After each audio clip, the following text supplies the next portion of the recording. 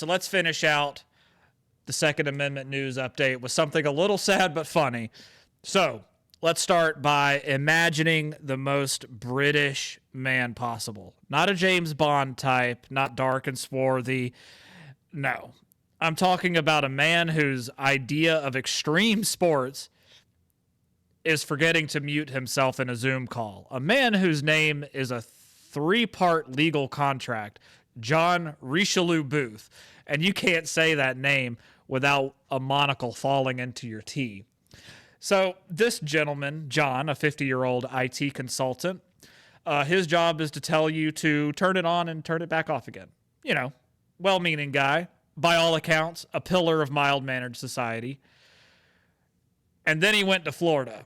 Now, going to Florida, being in Georgia, Florida's neighbor to the north, is in and of itself a cry for help.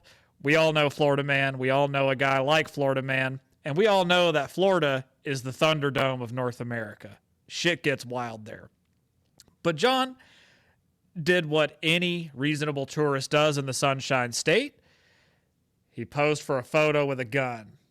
Probably at one of those places where for $20 and a signature on a waiver, you could fire a bazooka at a washing machine or whatever. So he takes this photo, this perfectly classic American souvenir, and right next to the I Love Florida shot glasses and the existential dread. And he thinks to myself, you know, where should I post this to show my professional network that I am a person and I have layers and I am more than just plugging things back in after unplugging them. Well, unfortunately for him, he lands on LinkedIn. Yes, LinkedIn, not Facebook, not Instagram, not X, Twitter, LinkedIn. The digital equivalent of a beige office park. And we all know what the inside of those cube farms look like. Under those oppressive fluorescent lights, they are a nightmare. They are the place where people post, or LinkedIn is rather, the place where people post inspirational quotes about synergy and then subtly knife someone in the back in the comments section over market share projections. We all know how it works. But he posted this picture of himself holding a firearm next to a post about disruptive innovation and cloud-based solutions, which is probably his next post. But the problem here is West Yorkshire Police saw it. Now, in their defense, what are they supposed to think? A man named after a French cardinal and a boat is holding what appears to be an instrument of lethal force. The immediate assumption, clearly, was not holiday fun. It was, dear God, the IT department has finally snapped. He's not asking for a ticket number. He's taking numbers.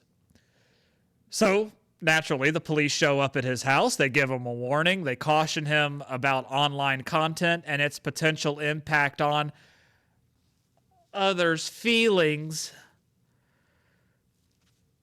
Let's think about that for a second. Let that swim around in your head. The police, the thin blue line between order and chaos, are now the hall monitors for the School of Hurt Feelings. Sir, we've had a report that your JPEG has caused a case of the SADS. We're going to have to ask you to cease and desist being visually upsetting, Sunshine. But John, being a logical man, says, hey, it's fine. Look, here's my flight receipt. Here's a picture of a gator. This happened in America.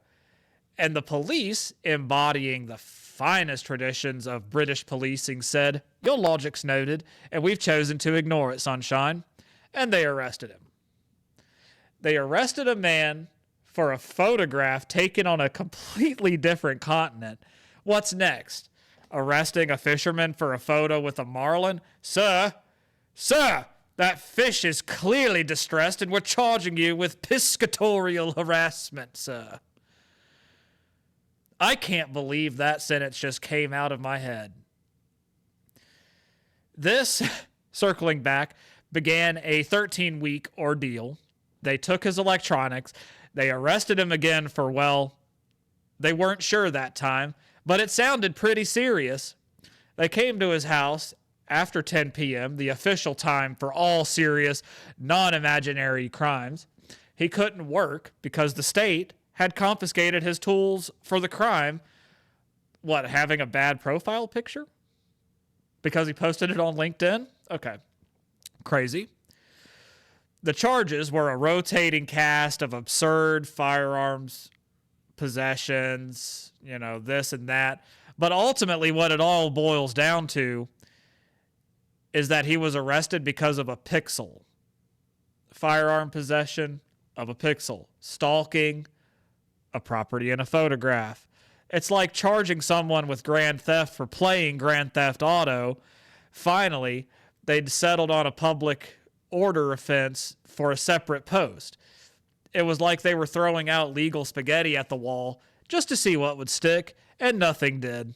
All charges were ultimately dropped. This man went through hell because society in Great Britain developed the emotional resilience of a startled mayfly. It's insane. As Jon himself asked, when did we get so thin-skinned as a society? We've created this world where the first response to being offended isn't an argument or a dismissal or even a hearty, as the Brits would say, piss off. It's a frantic, fumbling reach to see who can get to the panic button the fastest to summon the authorities. We've outsourced our emotional conflicts to men with handcuffs and body armor, because we all know they ain't got guns over there. But the punchline? The police, after all of this, declined to comment. They said it wouldn't be appropriate to comment. Of course not. When you've turned a man's life into a Kafkaesque sitcom over a holiday picture, the only appropriate comment is a written apology and a very, very large check for a lot of British pounds. Because now Jon is suing him. And I hope he takes them for every penny he can, rightfully so, because he's not just an IT consultant anymore. He's a prophet of who went to Florida, held a gun, and discovered that the real weapon of mass destruction is a society that has forgotten how to not call the police over the dumbest shit. Crazy.